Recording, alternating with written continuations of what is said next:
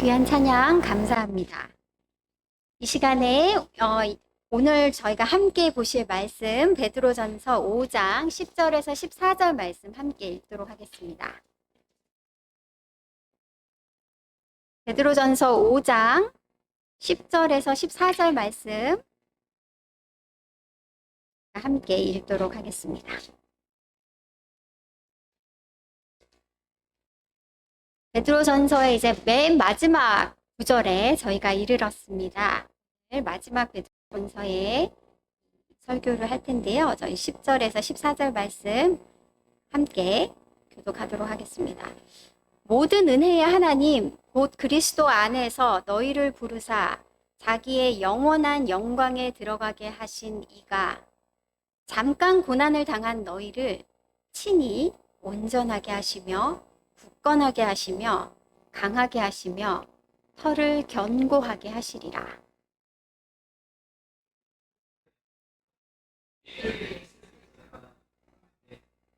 내가 신실한 형제로 아는 실로암으로 말미암아 너희에게 간단히 써서 권하고 이것이 하나님의 참된 은혜임을 증언하노니 너희는 이 은혜에 굳게 서라.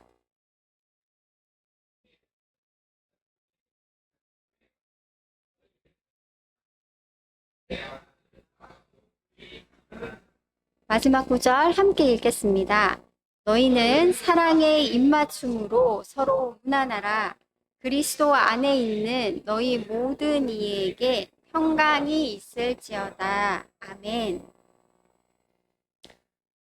오늘 본문의 말씀, 이제 베드로 전서의 맨 마지막 구절이 되겠는데요. 오늘 베드로 본문의 말씀은 사실 앞에서 살펴본 4장에서부터 진행되었던 이야기가 계속되고 있는 중입니다. 4장부터 베드로는 무슨 이야기를 하고 있었습니까? 마지막 종말 때에 하나님의 심판, 정결의 시간을 지나가고 있는 성도들의 삶에 대해서 이야기하고 있습니다.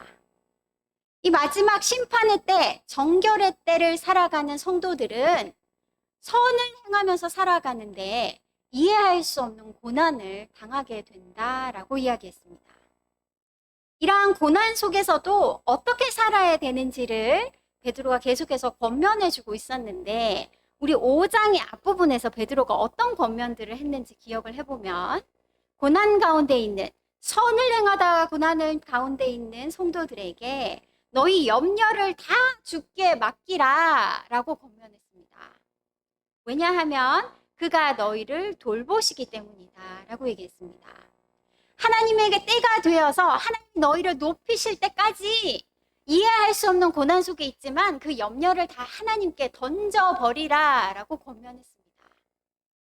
또 베드로는 5장에서 뭐라고 권면했었냐면 우는 사자와 같이 너희를 삼키려고 하는 마귀가 있으니 근신하고 깨어라 라고 권면했습니다. 근심에 둘러싸여서 염려에 눌려서 살아가는 동안 나도 모르게 잠에 빠져들어 시험에 들게 된다. 마귀에게 삼키우게 된다. 근신하고 깨어라 라고 베드로가 권면했습니다. 이렇게 고난을 통과하고 있는 홍수와 같은 이 정결의 시간을 지나고 있는 성도들에게 베드로가 이렇게 권면들을 하다가 오늘 말씀 10절에 베드로가 갑자기 하나님의 은혜에 대해서 이야기하고 있습니다. 5장 10절에서 베드로는 하나님을 모든 은혜의 하나님이라고 부릅니다. 그리고 그 하나님이 어떤 분이시다라고 이야기하냐면 곧 그리스도 안에서 너희를 부르사 자기의 영원한 영광에 들어가게 하시니다 라고 이야기합니다. 베드로가 은혜를 강조하는 것은 이 편지의 마지막에서만 이루어진 게 아닙니다. 성도들의 고난에 대해서 왜 이 땅을 살아가는 성도들의 삶에 이해할 수 없는 선을 행하다 당하는 고난이 있을까에 대해서 다루는 이 책 베드로전서에서 시작 부분부터 베드로는 이 하나님의 은혜에 대해서 강조했습니다. 베드로전서 1장 2절 말씀에 베드로는 하나님 아버지가 미리 아심을 따라 우리를 택하셨다라고 얘기합니다. 하나님이 우리를 택하신 은혜에 대해서 시작 부분부터 베드로는 이야기했습니다. 하나님이 우리를 미리 아셨다라는 이 개념은 구약 성경에서부터 등장합니다. 이사야를 베드로가 사랑합니다. 그죠? 베드로전서 곳곳에 이사야 말씀이 숨겨져 있는데 이사야서 44장은 하나님이 그의 백성을 어떻게 택하시는지에 대해서 이야기하고 있습니다. 이사야서 44장 1절에서 2절 말씀을 제가 읽어보겠습니다. 나의 종 야곱, 내가 택한 이스라엘아, 이제 들으라. 너를 만들고 너를 모태에서부터 지어낸 너를 도와줄 여호와가 이같이 말하노라. 이사야 44장은 하나님이 그 백성 이스라엘을 어디에서부터 택하셨다라고 얘기하냐면 내가 너를 모태에서부터 지었고 택하였다라고 이야기합니다. 하나님은 우리가 생길 때부터 우리를 창조하신 하나님이 나를 택하셨다라고 이사야서는 이야기하고 있습니다. 어머니 뱃속에 있을 때부터 나를 만들고 하나님이 택하셨다라는 것입니다. 그런데 하나님은 또 이사야서 44장에 뭐라고 얘기하시냐면 그 택한 나를 포기하지 않으신다라고 얘기합니다. 44장 22절입니다. 내가 네 허물을 빽빽한 구름같이 내 죄를 안개같이 없이 하였으니 너는 내게로 돌아오라. 내가 너를 구속하였음이니라. 하나님은 나를 모태에서부터 나를 택하시고 나를 포기하지 않으시고 내 죄와 허물을 안개같이 구름같이 사라지게 하신다. 내게로 돌아오라 라고 부르신다라는 겁니다. 하나님이 이사야 선지자를 통해서 예언하신 이 일이 실제로 일어났습니다. 하나님이 그 아들 예수님을 보내사 그 피로 우리의 죄와 허물을 씻으셨습니다. 그 독생자 아들 예수님을 내어주시고 우리의 죄를 씻으시고 우리를 언약 백성 삼으셨습니다. 다른 말로 하나님이 우리를 자녀 삼으셨다라는 겁니다. 아까 읽었던 베드로전서 1장 2절에서 베드로가 시작부터 하나님이 우리를 택하신 은혜에 대해서 이야기한 본문에 이렇게 얘기합니다. 하나님 아버지의 미리 아심을 따라 성령이 거룩하게 하심으로 순종함과 예수 그리스도의 핏뿌림을 얻기 위해 택하심을 받았다라고 얘기합니다. 하나님이 우리를 아들 삼으신 것은 독생자 아들 예수 그리스도의 피를 뿌림으로 우리를 아들 삼으셨다라고 얘기합니다. 하나님이 우리를 아들 삼으신 것은 그의 영, 하나님의 영, 성령을 우리에게 부으심으로써 우리를 아들 삼으셨다라고 이야기합니다. 하나님은 우리를 태중에서부터 선택하시고 그 아들 예수 그리스도의 피를 뿌려 씻으시고 하나님의 영을 부으셔서 네가 내 아들이다라고 인치셨다라는 겁니다. 하나님의 아들 된 우리에게 하나님은 또한 무엇을 주셨다라고 얘기합니까? 오늘 본문 5장 10절에 모든 은혜의 하나님이 어떤 분이십니까? 그리스도 안에서 너희를 부르사 너희를 택하사 자기의 영원한 영광에 들어가게 하신 이십니다. 우리를 아들 삼으신 하나님, 무엇하기 위해 우리를 아들 삼으셨습니까? 그의 나라를 상속하시기 위해, 그의 나라를 우리에게 유업으로 주시기 위해 우리를 아들 삼으셨다라는 겁니다.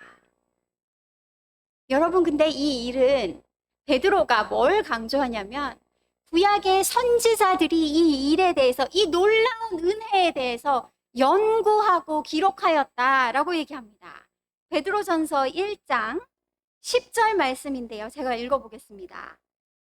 이 구원에 대하여는 너희에게 임할 이 은혜를 예언하던 선지자들이 연구하고 부지런히 살펴서 라고 얘기합니다. 하나님은 우리에게, 나에게 주실 이 은혜, 나를 아들 삼으시는 이 은혜를 구약 선지자로부터 벌써 예언하고 선포하셨다는 겁니다. 이사야 선지자가 약 주전 780년경에 살았던 사람입니다.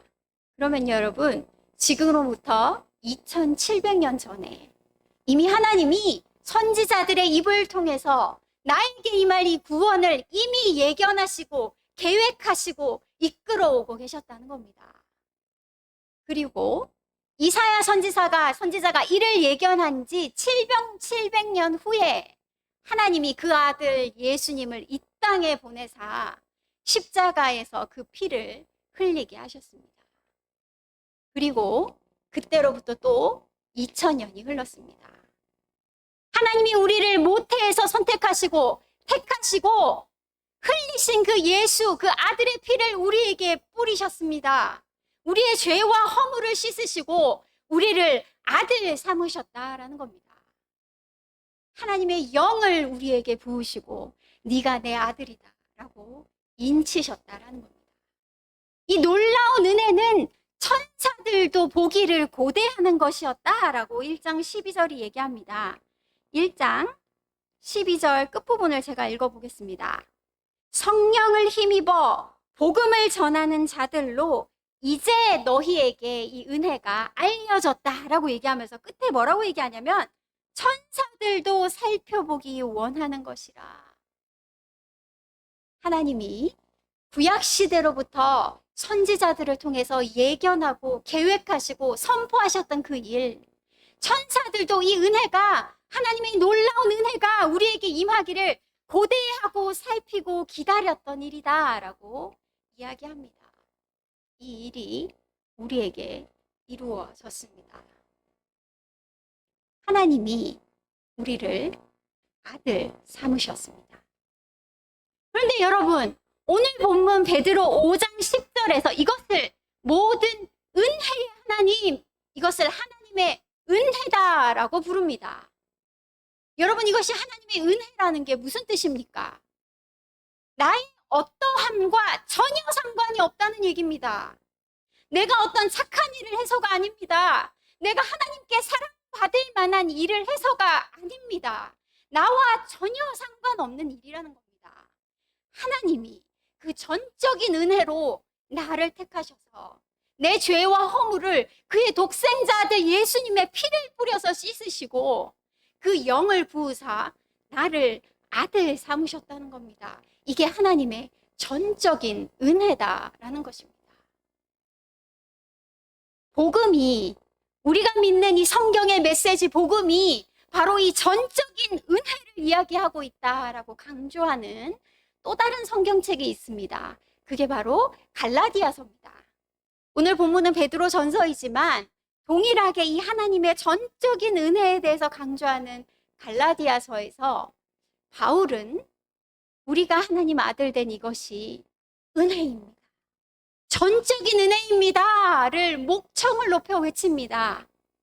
바울이 이야기하는 이 복음, 전적인 은혜와 대조를 이루는 한 가지 개념이 갈라디아서에 등장합니다. 그것이 뭐냐면 초등학문입니다.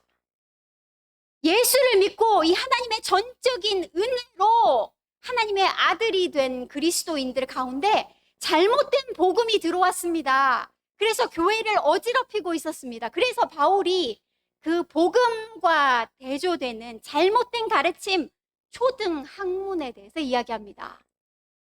초등학문이라는 단어는 사실은 그 원어의 뜻을 잘 살려서 해석하면 무슨 뜻이냐면 세상의 기초 원리라는 뜻입니다. 초등이라는 단어 잘 붙였어요. 마치 초등학생들이 1 더하기 1은 2, 1 더하기 2는 3 배우듯이 세상의 기초 원리다라는 겁니다. 바울은 율법을 초등학문이라고 부릅니다. 기초 원리라는 겁니다. 1 더하기 1과 같은 초등학문이다라고 얘기합니다. 근데 바울이 초등학문이라고 부르는 또 다른 게 있습니다. 그게 뭐냐면 너희가 하나님을 알기 전에 섬기던 우상 숭배의 문화, 우상을 숭배하던 것을 초등학문이다라고 부릅니다. 여러분, 율법을 행하는 것하고 우상 숭배하는 게 둘 다 초등학문 기초 원리라는 겁니다. 어떤 공통점이 있길래 이 둘을 다 기초 원리, 초등학문이라고 부릅니까? 행한 대로 보상받는다는 원리입니다. 율법의 원리가 뭡니까? 행한 대로 받는다는 겁니다. 이 율법을 적힌 대로 행하면 복 받으리라. 이대로 행하면 살리라. 이대로 행하지 않으면 저주받게 될 것이다. 이대로 행하지 않으면 죽을 것이다. 하나님이 기본 원리를 알려주셨습니다. 율법이 초등학문, 기초 원리다라고 불립니다. 근데 여러분, 우상 숭배도 똑같은 단어로 불립니다. 초등학문입니다. 우상 숭배도 행한 대로 보상받는 것입니다. 똑같은 원리가 적용됩니다. 제물을 가져오던, 그 앞에 치성을 드리던, 그 앞에 춤을 추던 신들을 기쁘게 한 보상으로 나에게 반대급부가 오게 됩니다. 나에게 복이 임하게 됩니다. 자식이 잘 되고 건강하게 되고 집안에 부가 넘치게 됩니다. 복식이 잘 됩니다. 그게 우상 숭배의 원리입니다. 바울은 무슨 얘기를 합니까? 전적인 은혜로 하나님의 아들이 된 성도들에게 더 이상 초등학문의 노예가 되지 말라라고 외칩니다. 내가 행한 대로 보상받는 것, 내가 행해서 복받는 것, 초등학문 원리에 매여 있지 말라, 기초 원리에 매여 있지 말라라고 바울은 목 높여 외칩니다. 하나님이 우리에게 주신 것은 전적인 은혜라는 겁니다. 내가 한 것은 1도 없는데, 내가 하나님께 보여드릴, 하나님이 기뻐하실 것을 하나도 한 것이 없는데, 내가 한 것과 나의 어떠함과 상관없이 하나님이 나를 아들 삼으시고 하나님 나라를 유업으로 주셨다는 겁니다. 그게 전적인 은혜입니다. 근데 여러분, 전적인 은혜를 받은 사람과 율법의 행위를 하는 사람의 삶이 겉으로 보기에 다를까요? 여러분, 성경 속에 예수님이 책망하신 바리새인들 기억해 보시기 바랍니다. 그들이 한 것이 엉뚱한 짓 한 게 아니에요. 금식하면서 하나님 앞에 나아갔습니다. 그들이 한 것이 어려운 사람들을 도왔습니다. 그들이 세상의 것 쫓지 않고 의롭게 살려고 살았습니다. 근데 그들이 율법을 행한 것과 은혜 안에 있는 사람들이 살아가는 삶은 어떻게 다른 겁니까? 중심의 차이에 있습니다. 율법을 행하는 사람들은 기초 원리를 따라 살아갑니다. 이걸 행해야지 복받기 때문에, 이걸 해야 살기 때문에 행하는 것이 율법의 행위입니다. 구약을 보시면 여러분, 아주 흥미로운 구절이 하나 있습니다. 율법 중에 어떤 율법이 있냐면요, 여러분, 내 소가 남의 소를 들이받아서 죽였습니다. 그랬을 때 하나님이 어떻게 하라라고 규정을 율법에 두셨습니다. 내 소가 이웃집 소를 받아서 죽이면 죽은 소의 고기를 반반 나누고, 내 살아있는 소를 시장에 팔아서 그 돈을 반반 나눠라. 고기 반, 돈 반, 이웃과 네가 똑같이 나눠 가져라 라고 하나님이 규정을 율법에 두셨습니다. 근데 만약에 내 소가 평소에 들이받는 버릇이 있음에도 불구하고 그냥 놓아둬서 이 일이 생겼다면, 그 규정이 구약 속에 있습니다, 여러분. 출애굽기에 있습니다. 만약에 그래서 이 사건이 터졌다면 네 살아있는 소와 죽은 이웃의 소를 맞바꿔라 라고 하나님이 규정하셨습니다. 율법대로, 기초 원리대로 살아가는 사람들은 어떻게 하는 줄 아십니까? 이거 행해야 복 받으니까, 이거 하지 않으면 저주 받으니까 하기 싫지만 내 살아있는 소를 죽은 이웃의 소와 맞바꾸며 살아가게 됩니다. 근데 여러분, 하나님의 전적인 은혜, 내가 한 게 1도 없는데 죽어야 마땅한 나를 하나님의 독생자 아들 예수 그리스도의 피를 뿌려 살리신 하나님의 은혜를 맛본 자는, 그 사랑을 맛본 자는 어떻게 하게 됩니까? 그 이웃이 죽은 소로 인해서 슬퍼하고 괴로워하는 것을 보고 내 살아있는 소를 이웃의 죽은 소와 기꺼이 맞바꿔 주게 됩니다. 그것을 갈라디아서에서는 바울은 사랑으로 역사하는 믿음이다 라고 부릅니다. 복음은 전적인 은혜입니다. 내가 이것을 행해서 복받기 때문에, 내가 이것을 행해서 살기 때문에 하는 것이 아니라 하나님이 나를, 자격 없는 나를 합당하지 않은 은혜를 부으신 것을 깨달아 아는 사람은 그 사랑으로 인해서 하나님처럼 사랑하는 자가 됩니다. 이것이 복음의 원리입니다. 오늘 본문에서 베드로는 선을 행하다가 억울하게 고난당하는 성도들에게 이 은혜에 대해서 이야기하고 있습니다. 왜 그렇습니까? 왜 갑자기 베드로가 이 은혜에 대해서 이야기합니까? 합당하지 않은 은혜를 맛본 사람은, 내가 받을 만하지 아니한 은혜를 맛본 사람은 내게 임한 합당하지 않은 고난에 대해서도 다르게 반응할 수 있기 때문입니다. 기초 원리, 초등학문에 따라 사는 사람은 내가 선을 행하다가 예수 잘 믿고 열심히 헌신하고 날마다 주일마다 교회 가서 섬기면서 살았는데, 그럼에도 내 삶에 고난이 임했을 때 기초 원리에 따라 초등학문에 여전히 노예가 돼서 살아가는 사람은 어떻게 반응하게 될까요? 분명히 내가 뭔가 큰 잘못을 저질러서 이 고난이 내 삶에 이르렀나 보다 라고 여기게 됩니다. 내가 분명히 벌 받기에 마땅한, 이 고난이 합당할 만한 뭔가 일을 저질렀으니 내 믿음이 연약해서 하나님 기쁘시게 하지 못해서 내가 이런 벌을 받았나 보다 라고 여기게 됩니다. 기초 원리에 따라서, 초등학문에 따라서 여전히 그 원칙 아래 살아가는 사람들은 뭐라고 생각하게 됩니까? 내가 합당하지 않은 고난을 받게 되면 억울해합니다. 있을 수 없는 일이라고 여깁니다. 내가 하나님을 이렇게 섬겼는데, 이렇게 헌신하며 섬겼는데, 이렇게 합당하지 않은 일이 나에게 임했을 때 어이없고 이해할 수 없고 받아들일 수 없게 됩니다. 오늘 베드로는 무엇에 대해서 이야기합니까? 우리가 받은 전적인 하나님의 은혜에 대해서 이야기합니다.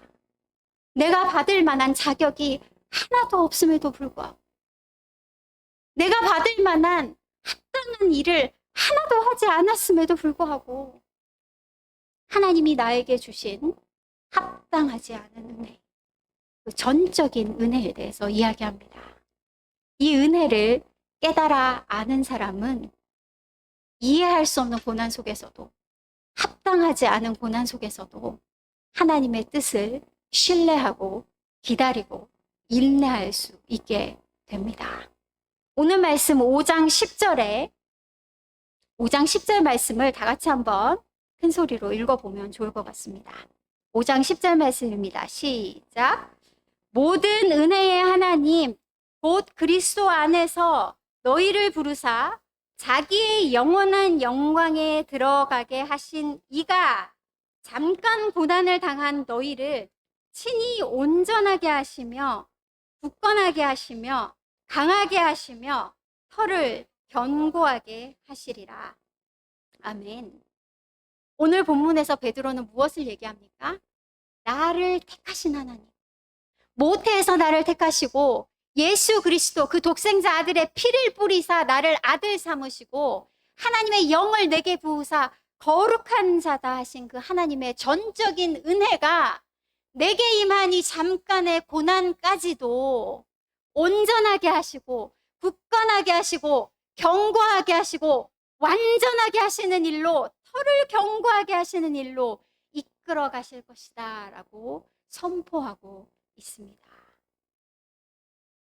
여기에 본문을 보시면 우리 한글 성경에 친히라는 단어가 들어가 있습니다. 그가 친히 온전하게 하신다라는 단어가 들어가 있습니다. 사실 헬라어 원문을 보시면 친히라는 단어는 없어요. 근데 왜 이 단어를 넣었냐면 이 문장에 베드로가 주어를 사용하고 있거든요. 헬라어에는 주어가 필요 없어요. 동사만 봐도 주어가 그 하나님이라는 게 이미 동사 속에 들어가 있어요. 주어가 필요 없는데 주어 그라는 주어를 베드로가 씁니다. 왜요? 강조하기 위해서. 그가 주어가 그다라는 걸 강조하는 겁니다.